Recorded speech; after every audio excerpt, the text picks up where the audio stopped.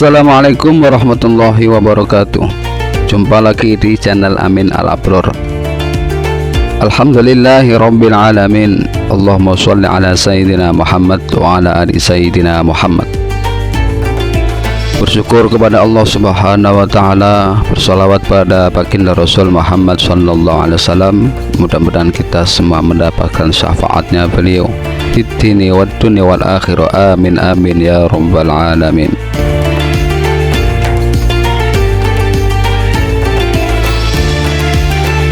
Kisah Syekh Siti Jenar. Nama Syekh Siti Jenar cukup terkenal dalam sejarah Islam. Namun sampai sekarang belum ada yang tahu pasti apakah sejarah yang telah tersebar di masyarakat merupakan fakta atau hanya sekedar cerita rakyat. Pernah berkontribusi dalam penyebaran Islam di Indonesia. Ia memiliki banyak pengikut serta berbagai ajaran.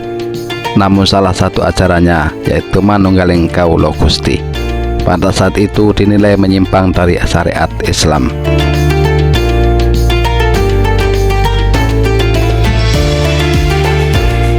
Tak hanya ajarannya, kronologi kematian dari Sunan Jepara ini juga masih menjadi misteri, mana yang benar dan salah.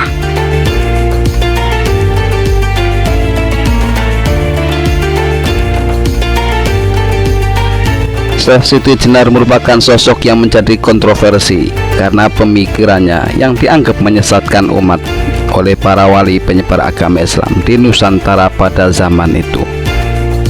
Dalam banyak referensi nama dari Syekh Siti Jenar, banyak sekali julukannya, yaitu sampai 16 julukan yang melekat pada tokoh sufi ini.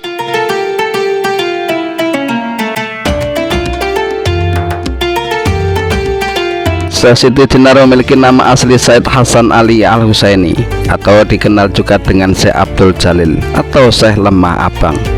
Dia memiliki darah Arab sepenuhnya dengan campuran darah Melayu. Darah Melayu didapatkan dari sang ibu Siti Fatimah, sedangkan darah Arabnya diturunkan dari sang ayah Syekh Datuk Soleh yang dikenal sebagai ahli tafsir kitab suci.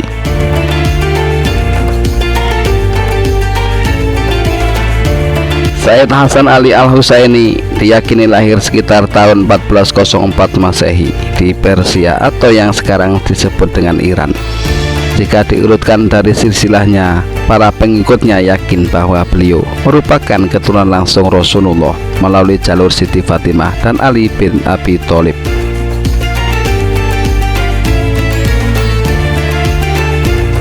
Sejak kecil Syed Hasan berguru kepada ayahnya yaitu Syed Soleh di bidang Al-Quran dan tafsirnya. Pada usia 12 tahun ia sudah hafal Al-Quran, dan pada usia 17 tahun dia bersama ayahnya berdagang dan berdakwah di Malaka.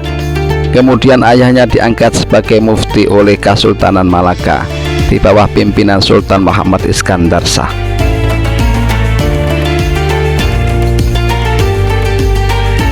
Pada tahun 1424 Masehi terjadi perpindahan kekuasaan antara Sultan Muhammad Iskandar Shah kepada Sultan Muzaffar Shah, sekaligus pengganti mufti baru kepada Syekh Samsuddin Ahmad.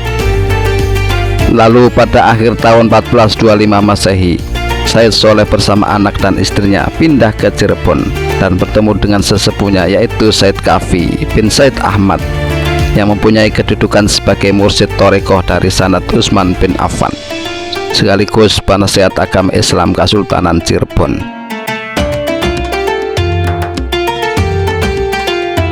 Syed Hasan Ali Al-Husaini dititipkan di Padepokan Amparan Jati untuk menerima ajaran agama Islam.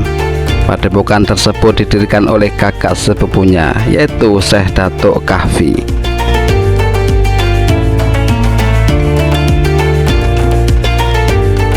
Syekh Datuk Kahfi mengajarkan ilmu ma'rifatullah kepada Syed Hasan yang usianya pada saat itu sekitar 20 tahun.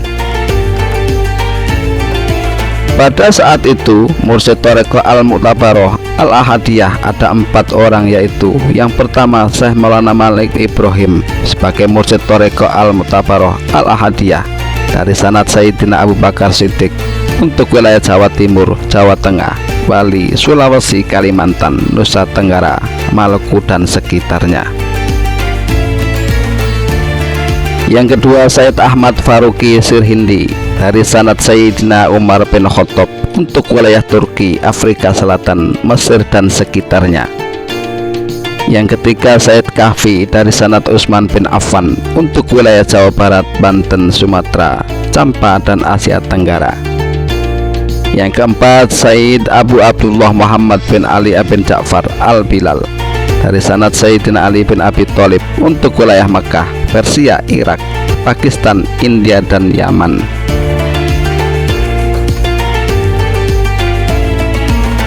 Kitab yang dipelajari Sayyid Hasan Muda kepada Syekh Kahfi adalah kitab Fusul Hikam karya Ibnu Arabi, kitab Ihsan Kamil karya Abdul Karim Al-Jili, Ihya Ulumuddin karya Imam Al-Ghazali, dan banyak lainnya.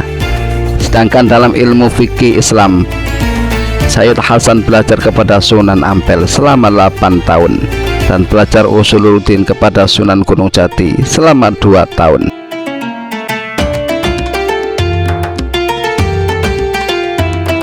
Setelah dewasa, Sayyid Hasan Ali Al-Husaini mengembara ke wilayah timur tanah Jawa. Pengembaraan itu kemudian diketahui oleh Majapahit atas perintah kakaknya sendiri, Sri Manganan Cakrabuana. Ia diminta untuk berkontribusi dalam menyebarkan agama Islam di tanah Jawa.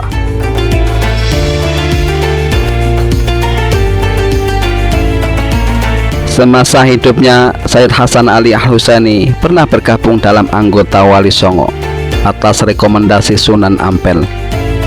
Namun ia keluar saat kepemimpinan Sunan Giri.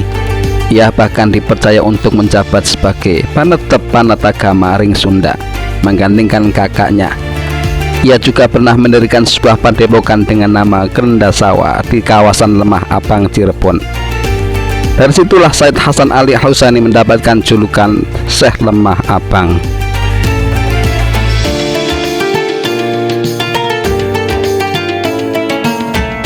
Syekh Lemah Abang juga sempat mendapatkan gelar Sunan Jepara karena ia turut menyebarkan agama Islam di tanah air. Namun gelar ini menimbulkan pro dan kontra karena ada ajarannya yang dinilai menyimpang sehingga Sunan Jepara tidak masuk dalam daftar Wali Songo.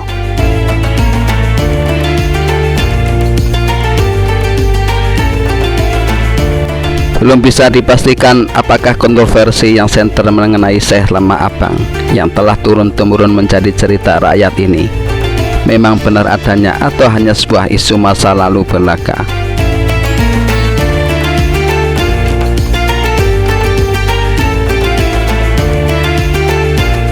Ajaran Syekh Siti Jenar yang menjadi kontroversi adalah Manunggaling Kawula Gusti. Saat konsep ajaran tersebut terdengar oleh para wali dan dianggap sebagai konsep yang menyimpang dari ajaran Islam,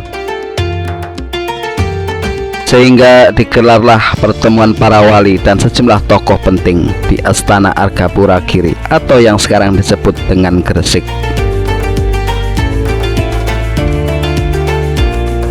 Pada pertemuan itu telah hadir Sunan Kalijaga, Sunan Ampel, Sunan Kudus, Sunan Bonang, dan Syekh Bantong Panembahan Madura, Pangeran Palembang, dan tentu saja Syekh Lemah Abang.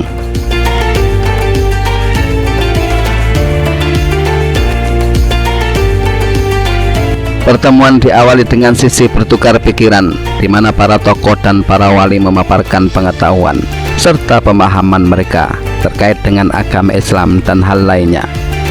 Riuh pada pertemuan tersebut bermula ketika Syekh Siti Jenar mendapatkan giliran untuk berargumen.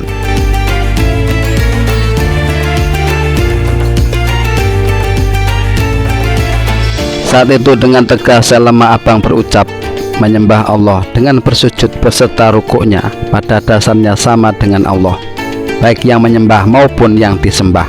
Dengan demikian, hambalah yang berkuasa dan yang menghukum pun hamba juga. Argumentasi tersebut sontak membuat beberapa orang di dalam forum berdiri, menuding bahwa Syekh Lemah Abang telah berdosa karena menyimpang terlalu jauh dari agama dan menganggap dirinya sama dengan Tuhan.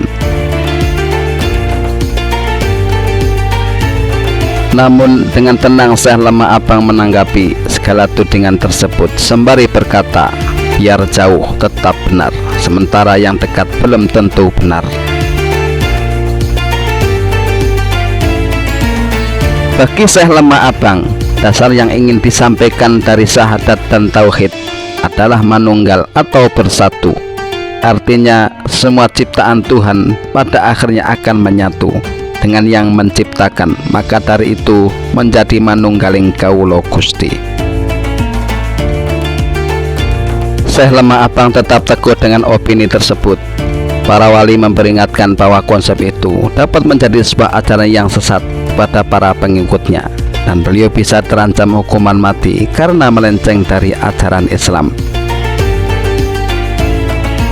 Meskipun dianggap menyimpang oleh beberapa wali, namun menurut para pengikutnya, Syekh Lemah Abang tidak pernah mengakui dirinya sebagai Tuhan. Mereka menganggap bahwa ajaran manunggaling kawula Gusti ini bukan bersatunya Tuhan dengan makhluknya, melainkan berarti semua yang diciptakan oleh Tuhan akan kembali kepada Tuhan. Setelah adanya argumentasi dari Syekh Siti Jenar mengenai Tuhan, Wali Songo menggelar sebuah sidang dan menetapkan hukuman mati pada Syekh Siti Jenar, dan dia menyetujui hukuman tersebut, bahkan meminta untuk segera dilaksanakan.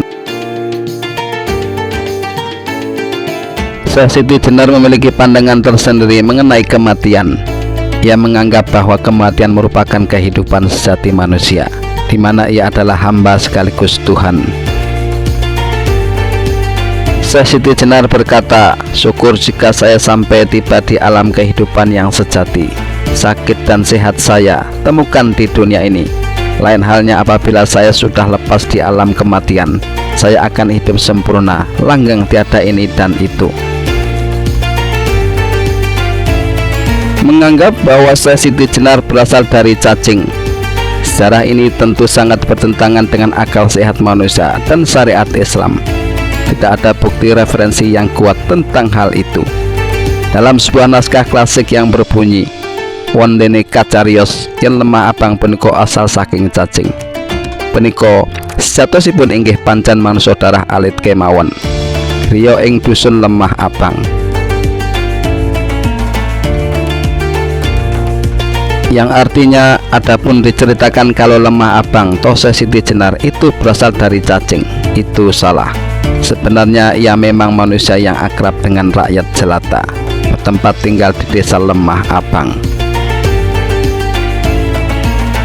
Ajaran manunggaling kawula Gusti yang dikenal sebagai ajaran yang sesat, sebenarnya bukan ajaran yang sesat, tapi pemikiran kita yang tidak sampai pada pemikiran tersebut karena tingkat makom yang berbeda.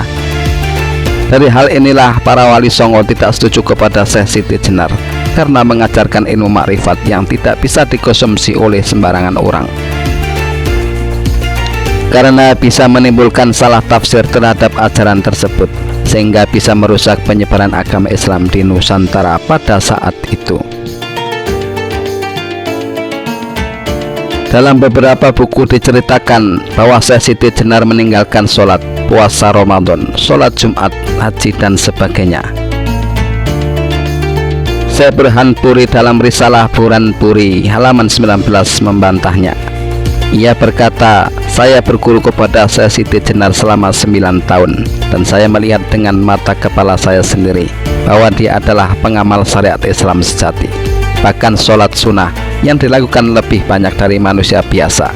Tidak pernah berniat berhenti dalam berzikir, menyebut nama Allah Subhanahu wa Ta'ala,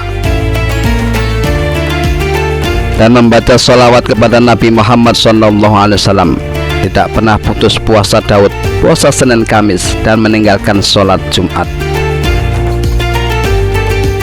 Ada banyak versi yang menceritakan kematian Syekh Siti Jenar ini, namun cerita turun-temurun yang saat ini masih melekat dalam sejarah adalah penyebab kematiannya karena dijatuhi hukuman mati yang merupakan imbas dari ajarannya yang dianggap sesat. Meninggalnya Syekh Siti Jenar dengan hukuman mati oleh para wali songo merupakan cerita fiktif yang ditambahi agar menjadi dahsyat dan menarik ceritanya, karena tidak ada referensi yang primer dan kuat yang menyebutkan hukuman mati kepada Syekh Siti Jenar. Berdasarkan riwayat para habaib, ulama, kiai dan ajengan yang ilmunya terpercaya mengatakan bahwa Siti Jenar wafat di pengimaman Masjid Agung Cirebon dalam keadaan bersujud pada waktu melaksanakan sholat tahajud. Dan para santri baru mengetahuinya saat akan melaksanakan sholat subuh. Tidaklah mungkin 9 wali Allah yang suci dari keturunan Nabi Muhammad akan membunuh wali Allah dari keturunan yang sama. Tidak bisa diterima oleh akal sehat. Penghancuran sejarah ini menurut ahli sejarah Islam Indonesia, yaitu Pak Zumardi Azro, adalah upaya Belanda dalam memecah umat Islam agar selalu bertikai antara Sunni dan Syiah, antara ulama syariat dan ulama hakikat. Wallahu a'lam bishawab.